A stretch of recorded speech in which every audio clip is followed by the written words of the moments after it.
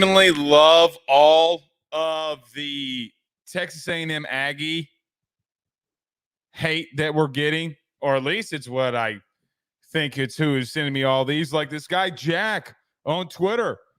Also, learn proper grammage. Learn proper grammage. Just reading what he said. And lose 150 pounds. Okay, I do need to lose some. You're probably right. You might be the most R word. I'm not going to say that on here. Person on this platform. Okay.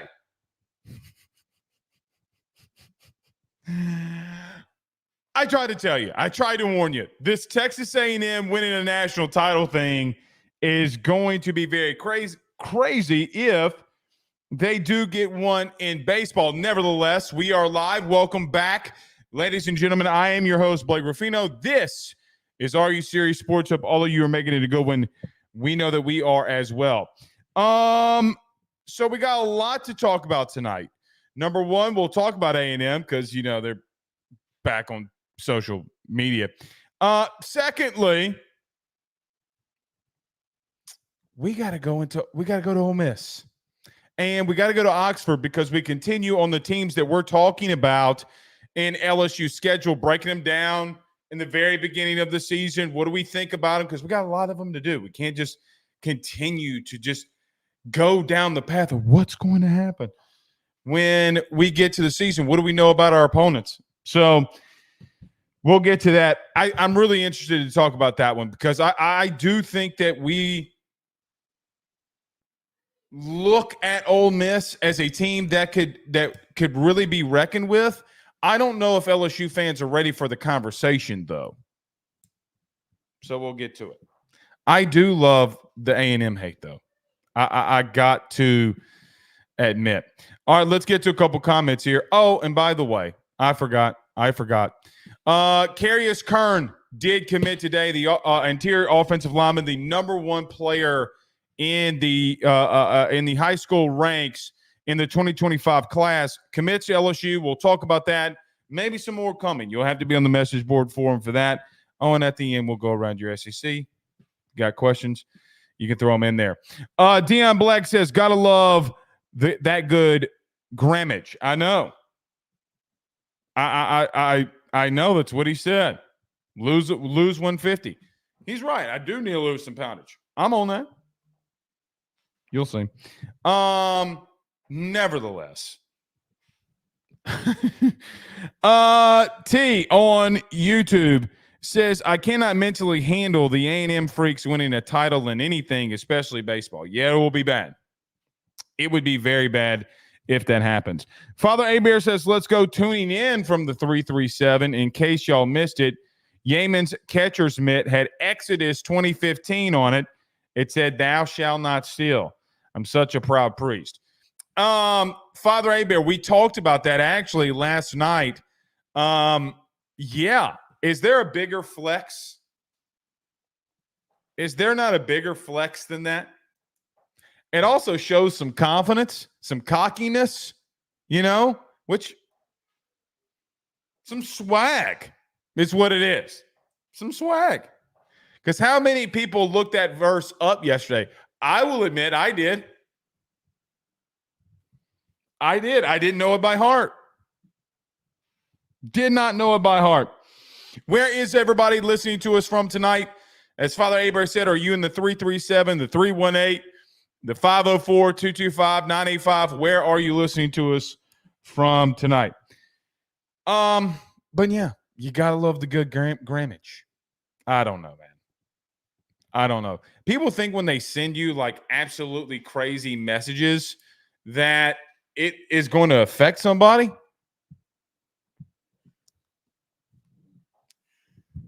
You're doing it from a burner account. Trip Block with a $199 super chat says, Blake, Tennessee or Texas A&M? I honestly hope it's Tennessee, but we'll go through a Ruffino's rants very quickly of here's what the truth is. And Trip, I could just technically do it right now. Let's just knock out this Texas A&M thing very quickly. we talked about last night what spurned on today about which fan base would be worse winning a national title in college baseball. And last night I told you it was Texas A&M, right? Like A&M would be the team. It would be horrible if they won anything because they'd be the guy that would never shut up at the bar about it. They'd even probably all purchase themselves rings. What I mean by fans included. Did you remember? You remember 2024. You remember that. Okay. A&M will be worse than Tennessee. Now, Tennessee fans can be obnoxious. They're not worse than the Colt, man. I'm sorry to tell you, they're not worse than the Colt. They believe their own lies. Believe their own lies. But don't tell them I said this, though, because A&M does have a really good baseball team. I think that we got a really good series on our hands. I do think that, what's crazy is Tennessee has 5 players that's hit over 20 home runs, never been done. Think about those LSU Gorilla Ball teams. Like, that's kind of insane.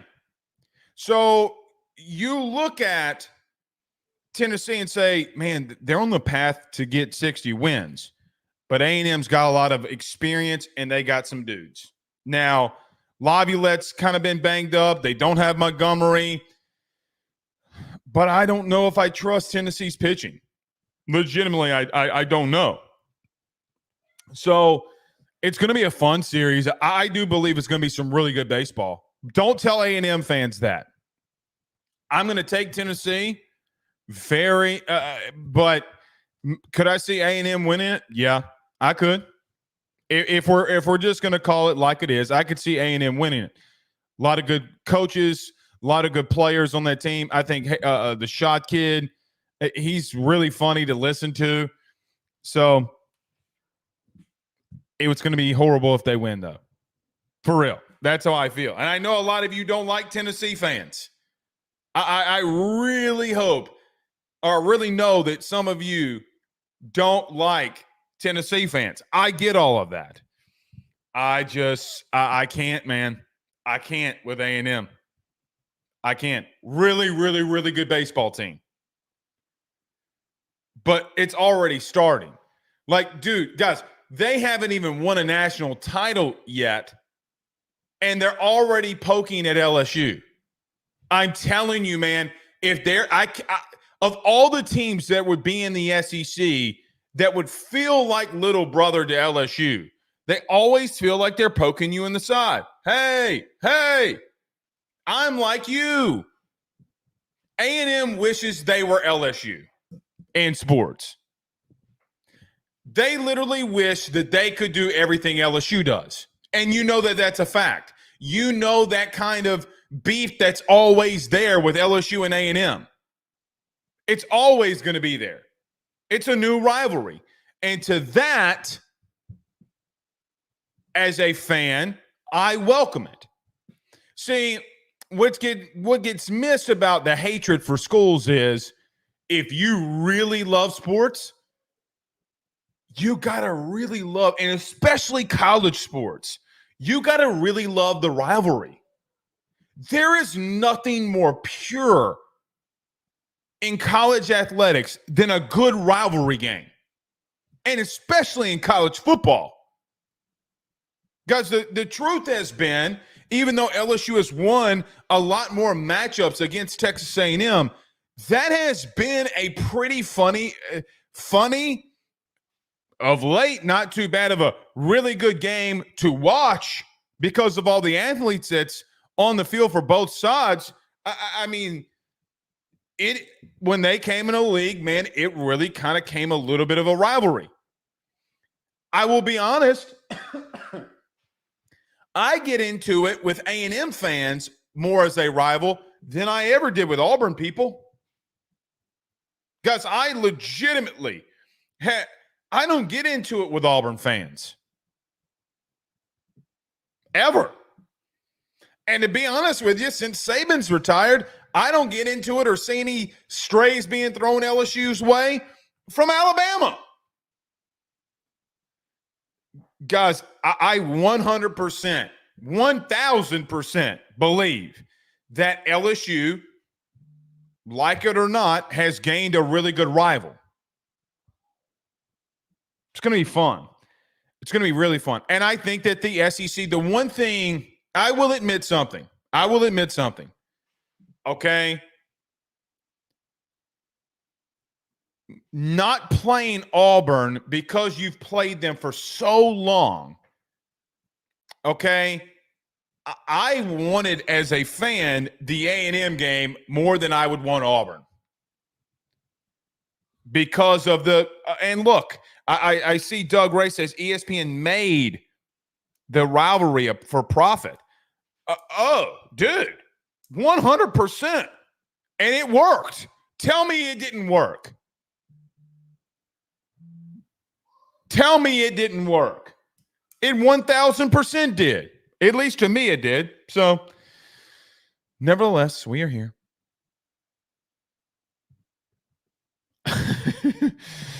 We are here. Marcus says he 100% agrees. The 337 in the building. David says A&M is 8-0 in the tournament, so an L is about to happen by law of averages. Yeah. Possibly. Very possible. Rob Boudreaux says we really have to deal with Vol fans. A&M fans are closer.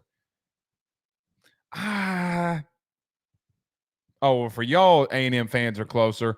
I'm just saying, man, I don't want it. I don't want it. Rick Mobley says 65 degrees at 9,000 a foot above Pagosa Springs, Colorado. How about that? My man is in the mountains like his name's John Dutton. Huh? Oh, flex on it. That's when, dog, when you got Aspen, Colorado type money, you know you got money. I'm going skiing in the Alps. I'm going skiing in the rocks. You know you got money. That skiing money's different type of money, man. Pooh Bear says if there was ever a year not to play Auburn, it's this year. They will be dangerous. If there was ever a year to not play Auburn, it's this year. They will be dangerous.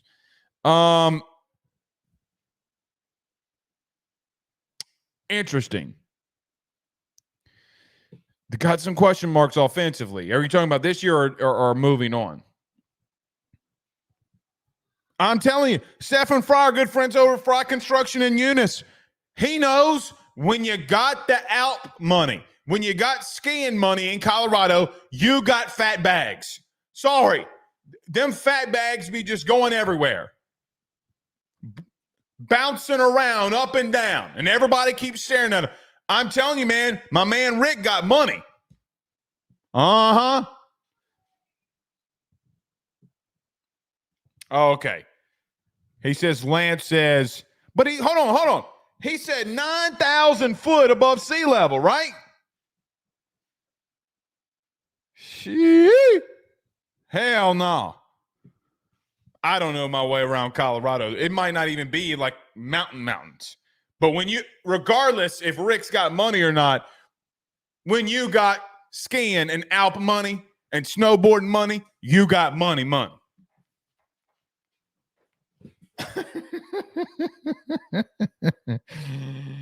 Yes, indeed. All right, we're past the break here. Rick says, I ain't got no money, bro. He just tired of heat and humidity. I feel that. I feel that. All right, let's get rolling. Everybody help us by doing us a favor and hitting the like and share to all of those social media groups. If you're on Facebook, share to all of your social media pages. You're watching us, listening to us on YouTube. Like, subscribe, notification bell, and wherever you listen to podcasts, rate, review, and subscribe. Let's talk about our good friends over at the Drake Williams Law Firm very quickly, because they are doing a special that if you have just purchased a new home and you need your title done, go to the Drake Williams Law Firm Tell them Blake sent you because you'll get $400 off. $400 off the title when you do that. Tell them Blake sent you all on by 985-386-7600. We'll run the commercial in here in just a minute, but just wanted to throw that out there that they are doing that special. All right, let's get rolling. Got a lot to talk about. I'm thinking about, did I say that right about the title? Maybe I did, maybe I didn't. I don't. It'll be in the commercial. Stay with us. BetOnline is the fastest and easiest way for you to wager on all of your favorite sports, contests, events with the first-to-market odds and lines. Find reviews for all the news for each league, including Major League Baseball, NFL, NBA, NHL, combat sports, college sports, esports, and even golf. BetOnline continues to be the top online resource for all of your sports information for live in-game betting, props, and futures. Head on over to BetOnline today and use your mobile device to join and make your first sports bet. Use our promo code BELIEVE50, that's BELIEVE50, BLEAV 50, to receive your 50% off welcome bonus on your first deposit. That's betonline.ag, betonline.ag. He will sell your house and find you a new. Well, Tyler's the man, he's here for you. If you want to buy or sell, well, it's not too late. Dial 955-0008. Just call 955-0008. Y'all call Tyler, he'll shoot you straight. Guys, I want to talk to you about our good friends over the Drake Williams Law Firm and Drake Title Company. Are you facing tough times due to an injury from a car accident, navigating the complexities of divorce, or purchasing a new home? At the Drake Williams Law Firm and Drake Title Company, they understand the challenges you're going through, and they are here to help. The lawyer team of Ernie Drake III, Ryan J. Williams, and Summer Vignair, along with Morgan Daniels, have the experience and proven track record to give you that peace of mind. Give them a call today at 985-386-7600. That's 985-386-7600 to schedule a free consultation at their brand new office located in historic downtown Ponchatoula. They're also doing a special, the AYS special. If you're refinancing or closing on a home in Southeast Louisiana, request the Drake Title Company to handle your closing. If you mention Blake Ruffino and AYS, you're going to receive a $400 discount on title fees. Again, give them a call at 985-386-7600. Let them know that Blake Ruffino sent you on by. We're back.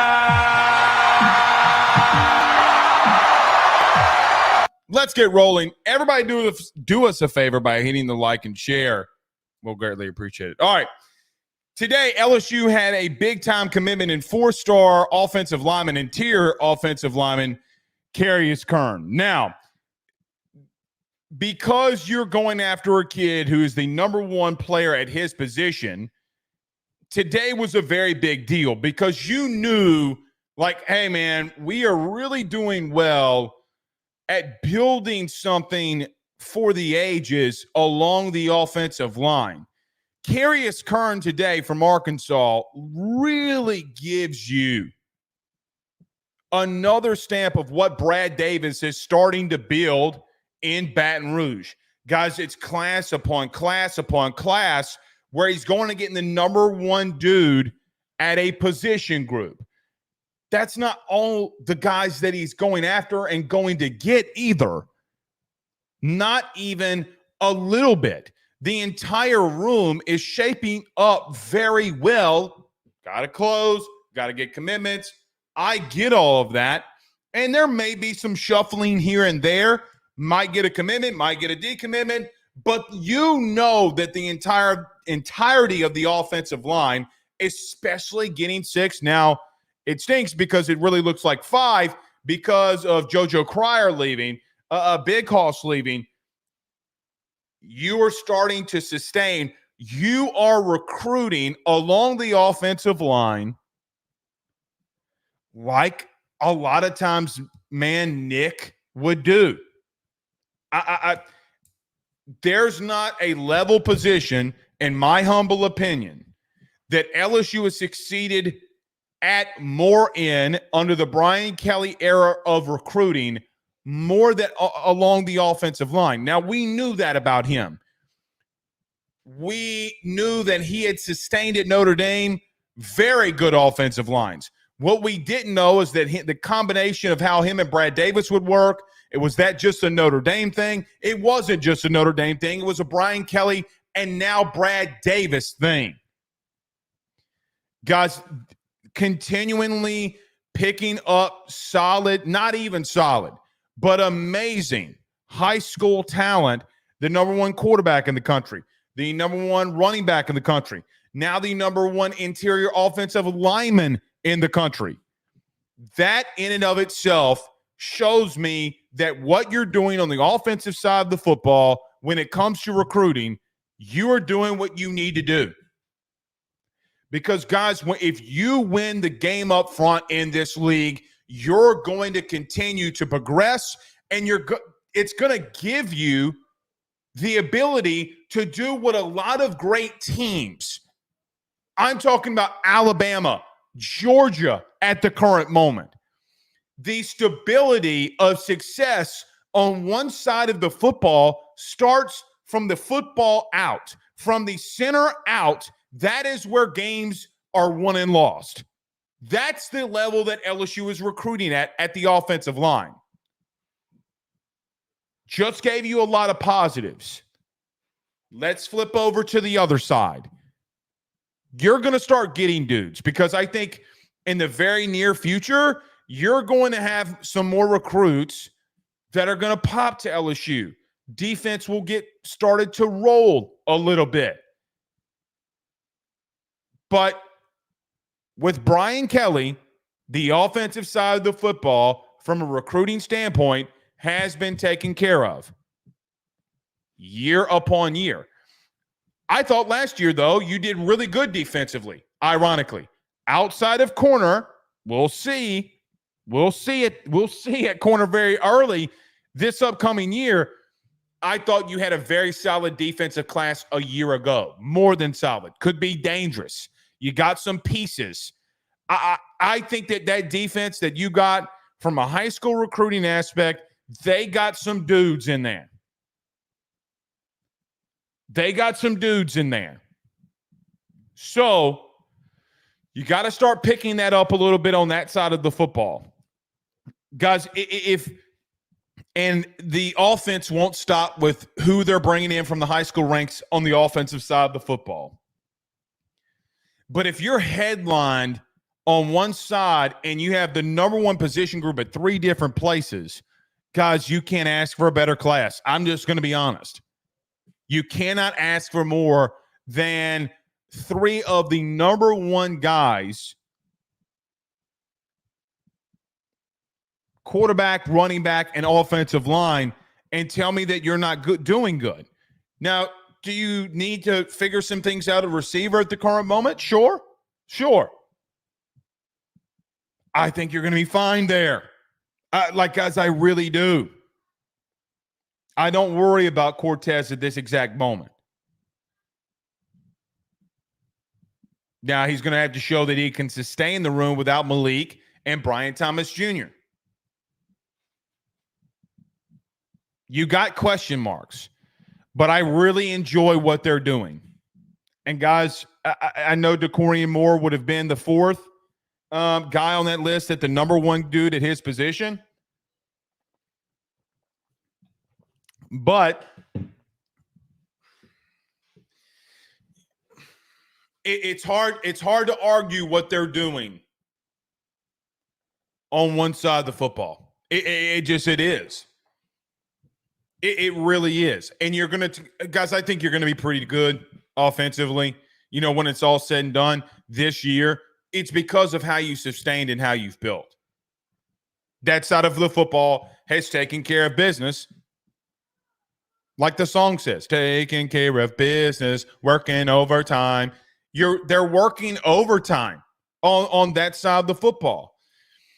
I just continue to have issues with some of the things that I hear defensively. Because, look, you went after guys in the portal to sustain the position group. We'll talk about Trey Amos tonight when we break down Ole Miss here. A guy that, let's just call it what it is. You can say anybody can tell you what they want. You went after Trey Amos twice and missed. Twice and missed. Now, LSU let out some other news saying, oh, well, no, we didn't really want him. That was bullshit. They wanted that kid. I know conversations were had. Multiple conversations were had with Trey Amos and this staff to try to bring him in. It's just at one side of the football, you got to pick it up. I think you will. Here's the silver lining in all of this. So I prep you for all of that. Here's the silver lining. I think it is. I think they're going to start picking some things up on the defensive side of the football. I think that you're going to get an edge. I think you're going to get a pair of interior defensive tackles. I think you're going to start getting some linebacker safeties. Maybe even a guy that can be a combo that, you know, is got a lot of Louisiana connections. I think that you're going to be okay. You just got to sustain, and if you got to let this be the last time that you have that issue on that side of the football, because if it's a rotating door in and out of there about depth pieces, then you start having an issue. And not just depth pieces, but really good players. Guys, it all revolves. The lifeblood of any program is going to be recruiting. At any point in any time. It's not just in the high school ranks, it's in the portal ranks. You're going to win, and Brian Kelly is right when he says this, you're going to win from recruiting high school, getting them here, developing them, and then adding the sprinkles and cherry on top when you get guys from the portal that can play. You know who's doing that, and you know who's building and sustaining here more than anybody? Really, it's Jay Johnson, who we've talked about a lot. Now he's going in the portal a lot, but he's got a lot of pieces because a lot of his high school players left, but he's not taking no from answer. He's got a lot of good freshmen, 3 of them who started last year, that are coming in. He's filling in the pieces. Might take a little bit, but he's filling in those pieces. Secondly, Kim Mulkey.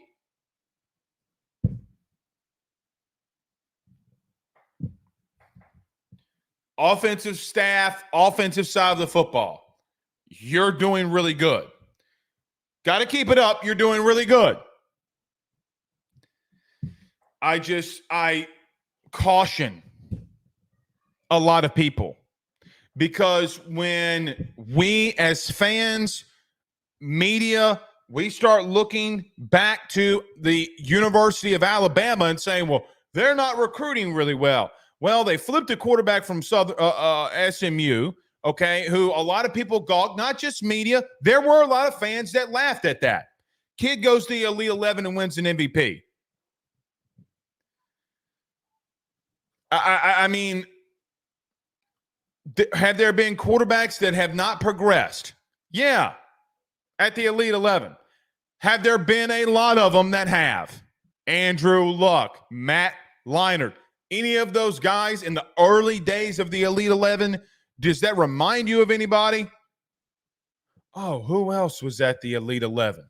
Guys like Tua, guys like Trevor Lawrence, who Trevor Lawrence just got a $150 million guaranteed contract. Or was it 155 or whatever it was? You're acting like dudes that have never been good, have never risen.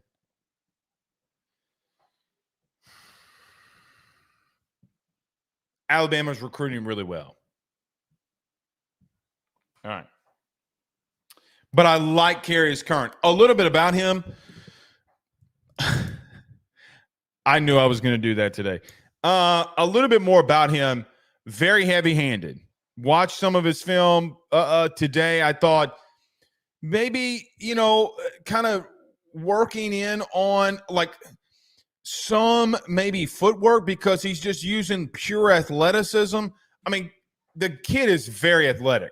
He reminds me a little bit of Tyler Booker, who is the guard right now at Alabama, a guy that's really physical and doesn't understand his true athleticism at that guard position. Guys, I would take Booker 10 out of 10 times, twice on Sunday. I would replace any one of our guards that we have on this team right now with Booker. He reminds me a lot of him. I'm very excited. I was very passionate about the Brad Davis thing because of him. Micah DeBose is still out there. There's a lot of dudes that are still out there. So, still have Tyler Miller committed. Let's see with that. Let's see there what happens with him. We'll see.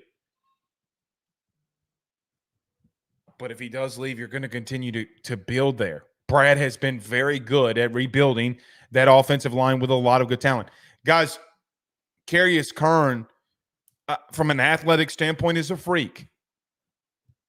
He's a freak at guard. Blake, what about Cardell Thomas? No, not that kind of athlete. This kid's like an athlete. Okay. Let's see. John Sibley Butler says, yep, the Tigers will need to take care of the Aggies. Just wondering how the new coaches will do at Aggie Land. It's a very good question. Caulfield, my buddy Joe went crazy on Kyle Field, and the A&M fans did not treat him very, very well. So, yeah. Kenny says, hopefully LSU will have July fireworks in 2022. Yeah, they had some fireworks. We were part of those fireworks. Kenny remembers. On the 4th of July 2 years ago, Deshaun Womack committed on this show. Thank you, Kenny. That's what you call a really good guy that watches our show. When he comes in here and reminds you of all the positives that we've had, that is correct. Thank you, Kenny. I see you. We'll see about me going on a trip too. Mike T says he only won because Bryce wasn't there. Very fair. Very fair. Very fair. Very fair. Guys, he won the thing, regardless if Bryce wasn't there. So tone can be a very big thing. The kid showed out against a lot of really good quarterbacks. His quarterback class is really good, man. It's really good. Are we going to look at this quarterback class and look up in 3 years and be like, bro, we might have 4 dudes. And not every player that got drafted, not every quarterback that got drafted in the first round this year, guys, the statistical likelihood is that maybe 2 in that first round pan out, maybe 2. The rest of them will not. It's just statistical fact. I think the one that's going to fail is J.J. McCarthy, but what do I know? What do I know? I'm just I'm glad Justin Jefferson got his money before J.J. McCarthy took a snap. I know, Mike T. I know. All right, Chris says, would be even more pimp if they would pull Moore back in. Yeah, it would be. I don't know. I think that DeCorian Moore, here's what I think. Last thing about recruiting. What I think is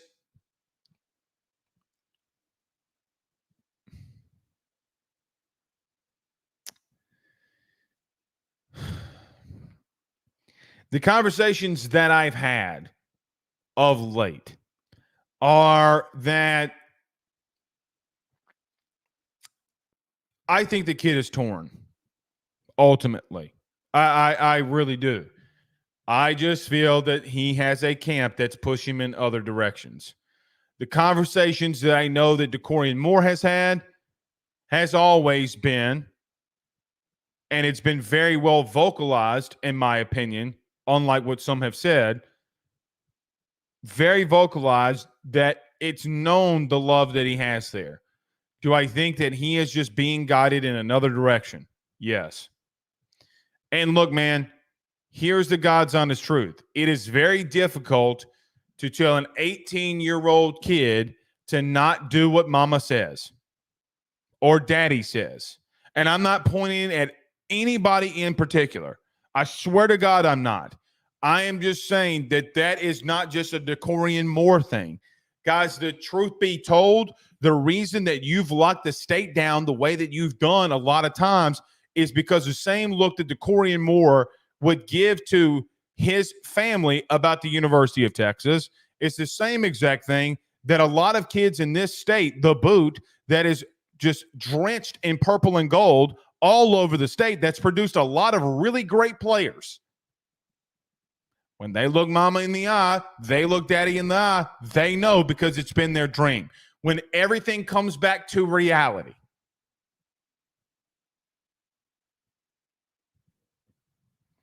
feel like I was talking about Harlem Berry there. You know, I feel like I was talking about maybe some other 2026 recruits and what I just said. Sometimes you forget. You know what's missed is because of, you know, you coming out of the DT portal. Why are we this far into this? I don't know. But you forget about the DT portal thing for just a moment, and you know that LSU is a school that's going to spend money. The thing is, you got to get better at getting that money organized to get out there and start playing around. Because if you want to go play laser tag with your buddies, you got to have a $20 bill. Just how it works. Okay. Let's get to a quick break. Let's talk about our good friend Carol False over at State Farm, our good friends over at J&J Exterminating. We continue on our path to breaking down teams that LSU plays. Tonight, we're going to Oxford. That is the next game that we got to break down, in my humble opinion. It's going to be fun, man. I think you're going to want to stick around for that. How does Ole Miss, how does LSU stack up, in my opinion, on paper versus Ole Miss? We get to that next. Stay with us. Guys, you might know my good friend Carol False and all the great service that he provides over at State Farm. He is your good neighbor after all. But did you know State Farm has surprisingly great rates as well?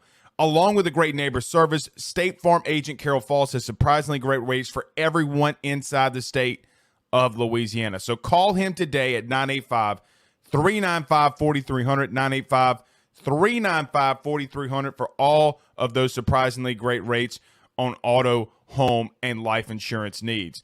Like a good neighbor, State Farm is there, and individual premiums will vary by customer. All applicants subject to the State Farm underwriting requirements. Louisiana is unique. The food, the festivals, even the bugs. No, not mud bugs. Unwanted bugs like these. The ones you don't want crawling in your home or business. Trust the Shield from J&J Exterminating. We've been protecting Louisiana homes for over 50 years, earning the trust of our clients because we deliver what we promise. Protect your home from pests. Get the Shield from J&J Exterminating. J&J Exterminating. Yeah. J&J has protected Louisiana homes and businesses for over 60 years. Call him today, make the pests go away. J&J Exterminating. Yeah.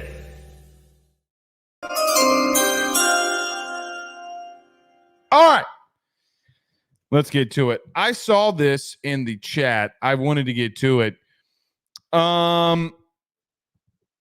Rick says, I think Caleb Williams will be a bust in Chi-Town. I agree, but it doesn't stop the fact that he was a really good college quarterback, which is all really Alabama needs. You know, Rick, I got you there. And this one, Corey says we need to pick up defensive recruiting in a big way.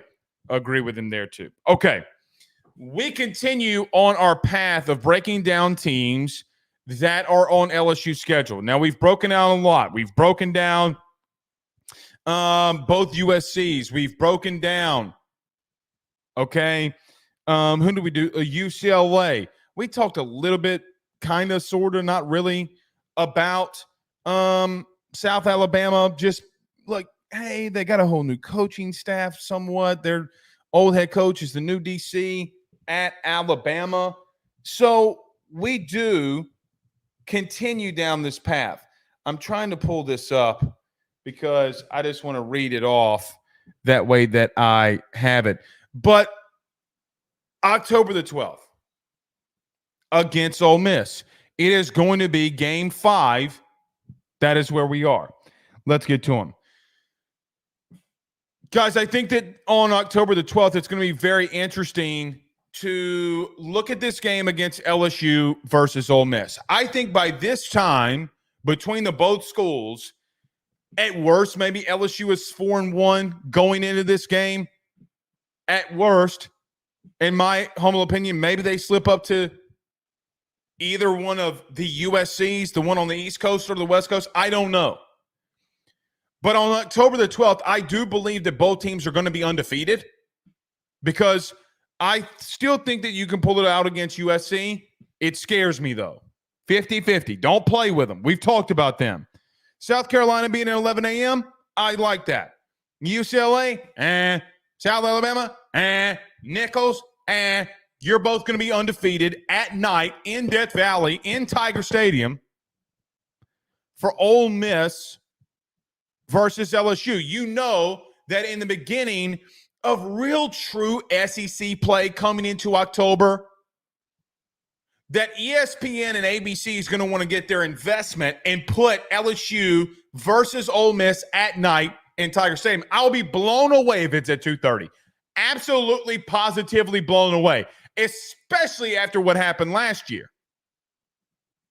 And you could get an undefeated Ole Miss in prime time at night in Death Valley. It's what I think. I don't know. I'm giving a hypothetical of it being at night. Does it really change at 2:30? A little, not a lot, though. Being the away team, not in that game, it will not be. But I look at Ole Miss. Look, man, I think that you could make the argument that of all of the teams that LSU play on this 2024 schedule, that Ole Miss potentially could have the most overall talent than anybody. And yes, that includes Alabama. Yes, that includes Oklahoma. Yes, that does include USC. Guys, Ole Miss might be not only might be, but probably is the most talented team on paper that you face. And they're pretty well coached. So a lot of people have thought, because they've gone in the portal the way that they have, that Ole Miss might just be a flop. They might continue to do what they always do. Well, they might lose to Georgia. Well, Georgia's very well prepared. Yeah, I do agree with you that Georgia's probably going to beat them. But Georgia has more talent than they do. All across the line of scrimmage and board. At least we think so. Guys, I look at what they have coming back and what they had addition-wise offensively. Adding a guy like Juice Wells from South Carolina, now was hurt last year, didn't play. And some people are like, well, you didn't see him play last year. Well, we saw him play as a freshman. Yeah, I think the kid can play. Trey Harris is back. Jordan Watkins is back. Guys, against a very young secondary, even though this is going into game 5 of the season, this can be and has the potential to be a very scary unit for you. Guys, Watkins was one of the players last year that busted all wide up in your ass. No pause. So was Trey Harris. They got a lot of really good pieces back. Oh, and they added a guy that was very explosive in 2022 in Juice Wells. And it's going to be very interesting to see how Lane Kiffin, of all play callers, utilizes him offensively. But they have a quarterback that, guys, by the time that he plays you in Baton Rouge and Jackson Dart, is going to have well over and close to 15, maybe on the extreme end. On the extreme end, 2,200 total or 1,200 total, passing attempts in college football. Do you understand how many that is? Do you understand how much experience Jackson Dart has, not only being a quarterback at his first year at USC, but the multiple years that he's been at Ole Miss, another year with Lane Kiffin? Guys, I know that Jackson Dart has been looked at as a guy that's, yeah, he's okay. He's good. Is he great? Well, last year, Jackson Dart completed about 65% of his passes, threw for about 3,400 yards, had 23 touchdowns, but he mitigated turnovers, man, with only 5. Oh, and by the way, he ran for another 8 touchdowns. You should remember how good Jackson Dart was last year. He absolutely ate you alive. Now, is he going to do it again? Can he develop? Is he going to be better? Can he take that next step? That is a question mark that everybody has about him. Because historically, when a quarterback that's got that many passing attempts, 1,200 in his career, 1,200 of them, that's a very not good combo when you have a young secondary and you are unproven, let's just be honest, along your defensive line as well. Name somebody that's very proven as an every down starter along your defensive line. You got Savion Jones.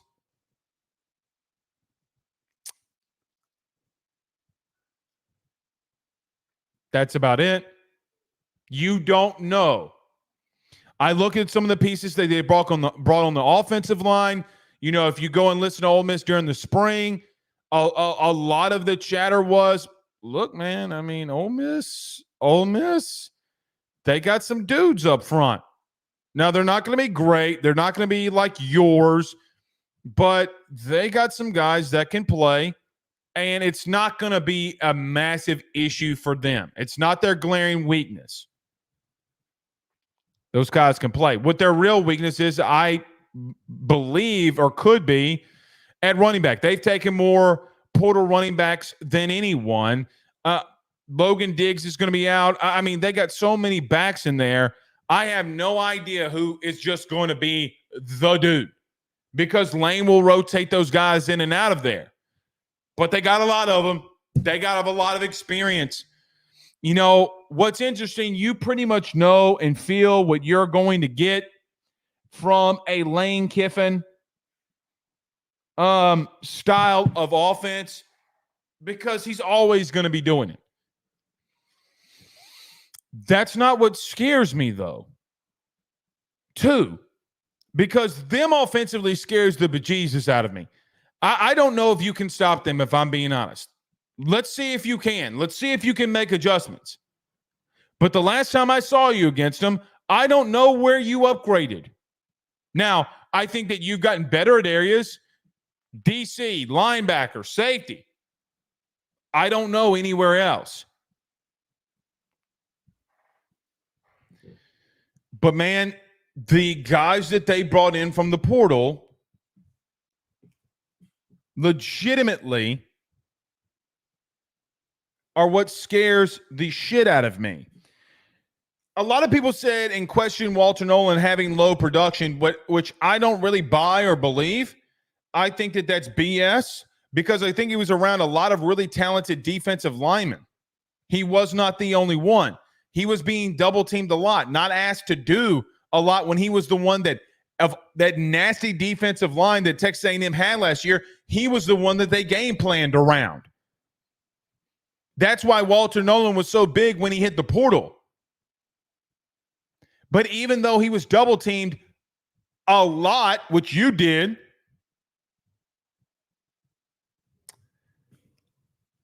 he still had 4 sacks. You add Prince Yellen, who has 7. You have other defensive linemen that you have added. Oh, by the way, Chris Paul Jr., not that kind of Chris Paul, but Chris Paul Jr., who was the really good linebacker from Arkansas, well, he adds to the mix. Guys, they added in 3 players 22 total sacks. Now, you have a really good offensive line to combat that. And I think that you can. But, man, it's going to be a really good battle. Thought Emory Jones absolutely just abused Human Yellen last year. Like, Walter Noel. I mean, I think that you can beat them up front. What I'm not sure about is, guys, they got some really good dudes on the corner. They got some really good dudes on the boundary.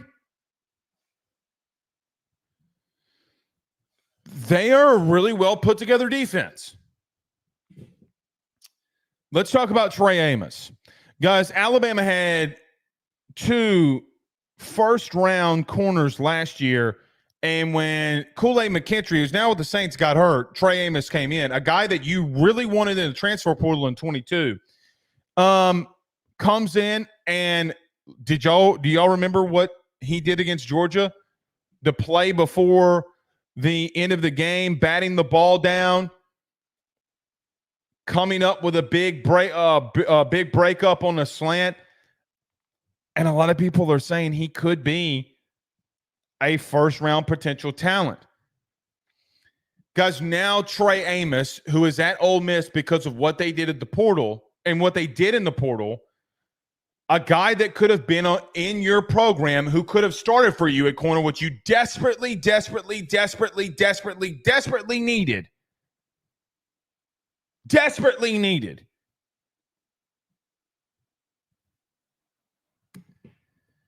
He's going to be going up against Kyron Lacey, your best receiver. Oh, and that's not the only one, because Isaiah Hamilton, the kid from Houston from a year ago, it's not like he was a bad cover corner. He had 4 picks on the boundary. And sometimes being used in the slot.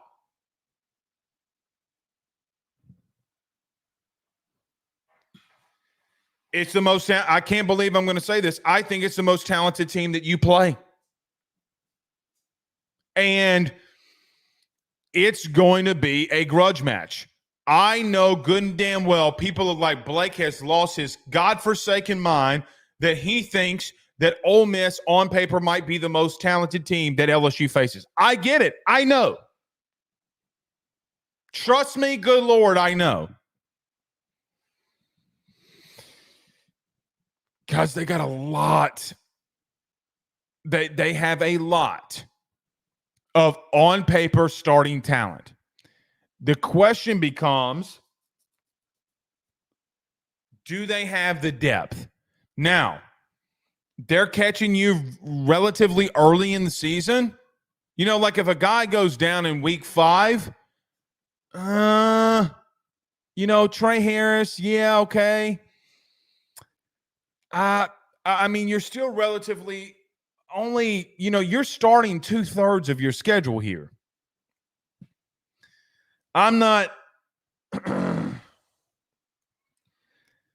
There's always going to be injuries, but at this exact moment, I don't want to go into a season basing that they have injuries. I don't like doing that, because when I'm talking about it right now, I can't forecast, hey, guys, what if Jackson Dart got hurt in week 1?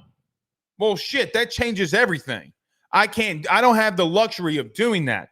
What I'm saying is, if the guys that they got in the portal, you add in Jackson Dart, their starting QB, I have no idea what they're doing at running back, and I know that at each level, Ivy, guys, they have another defensive lineman who had 5.5 sacks. Oh, by the way, you have the Perkins kid. Not your Perkins, the other Perkins, who some of them believe is a very true and talented pass rusher. Like, that is the conversation coming out of Ole Miss. You have a guy like Pete Golden that has coached athletes that are this good before. I'm not saying that they're winning the SEC. I'm not even saying they're going to play in the SEC championship game.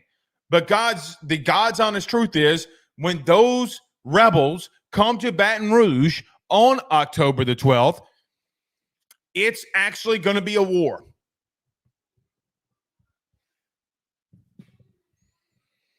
No matter how you want to slice it, no matter how you want to dice it, it's going to be a war.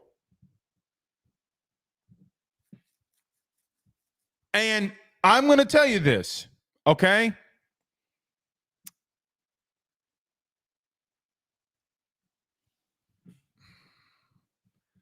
A lot of people in our media corps, okay, are going to say I'm batshit crazy. All right. Mike T says, Blake, I don't trust your cornerback evaluations anymore. When camp started last year, please go back to the beginning of the season. What was I saying? What have I said about corner?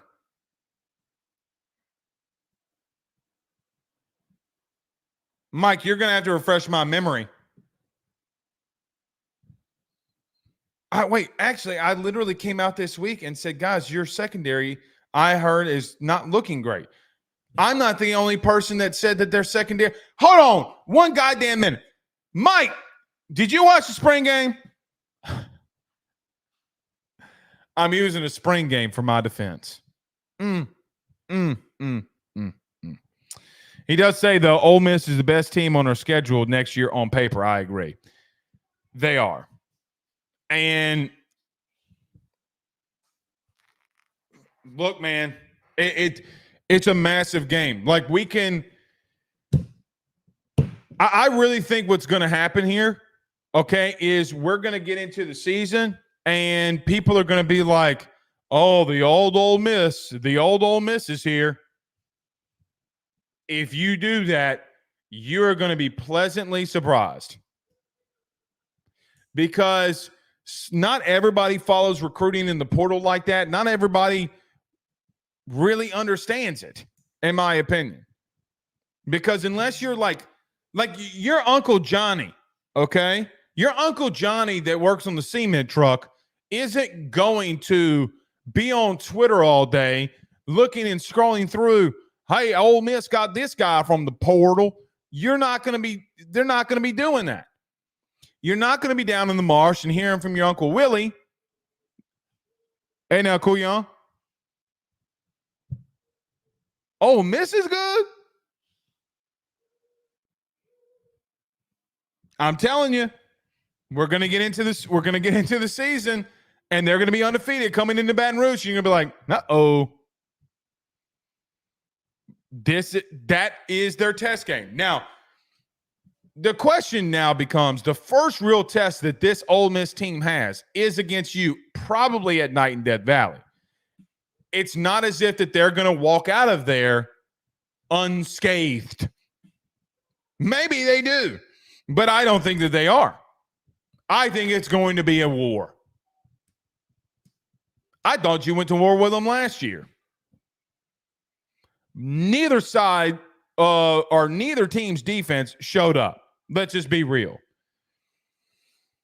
I mean, I still remember people complaining about Jane Daniels missing a pass when he had – guys, we were talking about the Caleb Williams pass dropped, which is not great, but the Caleb Williams pass that was – Caleb Williams.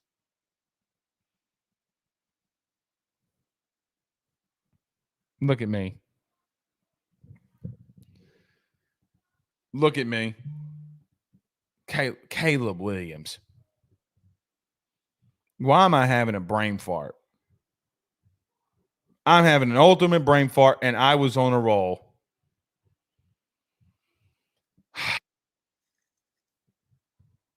Hold on. I can't think of Kylan Jackson. Thank you. No, it's not Kylan Jackson.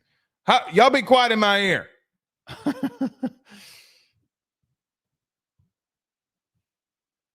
Caleb Jackson. Why? I should log off. Yeah, I'm an hour in.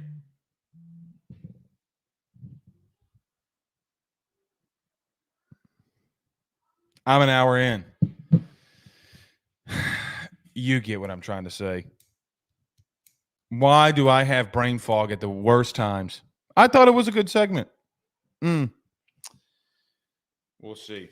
Oh, by the way, any questions, thoughts, concerns, fire them inside the Rudy Crew chat. We'll get to a couple comments here. But if you have a question, now's the time to get there.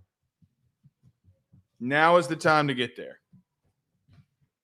Recruiting question, something you just want to talk about. I don't care if you got a question or not. Oh, Mr. Blake, do you have a question? No. Just what do you got? Put it inside the chat.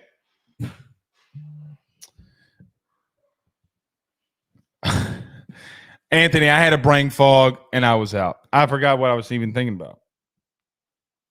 But yes, I Caleb Jackson. I don't know. All right. Brain fog. I was looking at it. I had people in my ear and I lost it. I lost it. Everybody was talking in my ear. I lost it. I can't listen to people and talk. Nick, what do you mean by win total?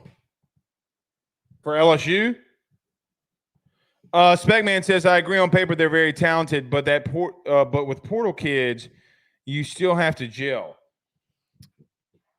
Yeah, I agree with that, like that you have to gel thing. But man, they're gonna have a lot of really good talent. And what I think people are missing, I think a big component in this too, like in gelling quicker, like in being able to adapt quicker. I don't think people realize how much the radio and the helmets is going to be a big deal. Like if Brian Kelly can go to Greg Penn and look at Greg Penn and say, hey, listen, or Greg, tell Ashton Stamps to do X, Y, and Z. I mean, it's going to be absolutely insane.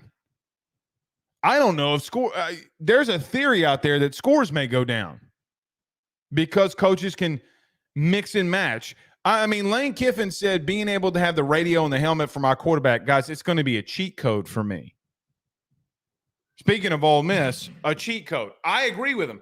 With Brian Kelly, too, which I think people miss. Danny Girl says, who has more pressure to succeed from the portal, Ryan Day or Lane Kiffin? Probably Ryan Day, because I still think people feel as if that, like, I think if they lose to Georgia, right? Like, okay, and I think they play Texas too. And if they lose to Texas, like if they lose those two games close, I think people would say, okay, makes sense. Still really good. Still really good team. I mean, they would think of them probably what they think about Penn State in a lot of ways. Just inverse. They score a lot and can't stop nobody. I don't think that that's happening, though. I think they could upset one of them. It wouldn't surprise me. I do think that they're that talented. I really do. I really do believe that on paper, purely on paper. Father Aber says, I think I know how to answer this, but do we have to worry about Moses? I think I know the answer to this, but do we have to worry about Moses? Oh, man. Keelan Moses. I thought Father Abear was talking about Moses and the staff. I'm like, are you talking about Governor Jeff Landry, who just gave the 10 Commandments? Put them back in schools? See, Father, you throw me off because you were a father. You know what I mean? You know what I mean? Thought you were talking about like Moses. Toby says, okay, let me answer this about Keelan Moses. Yes. I look at his actions, really.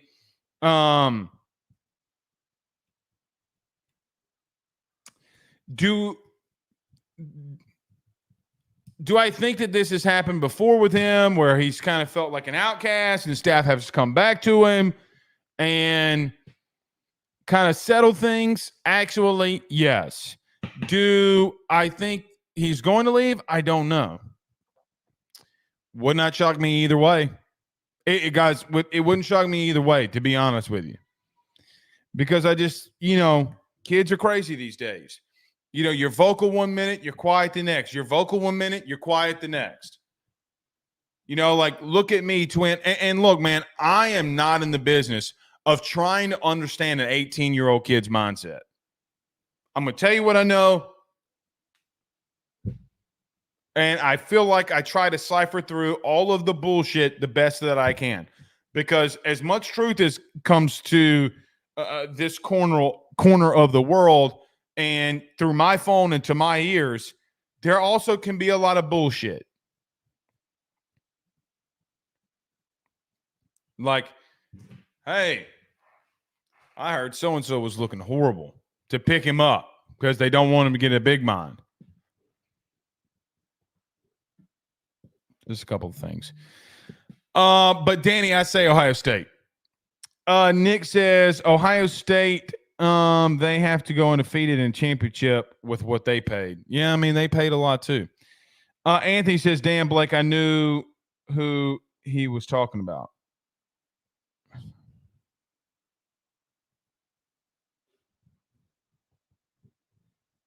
I'm lost. All right.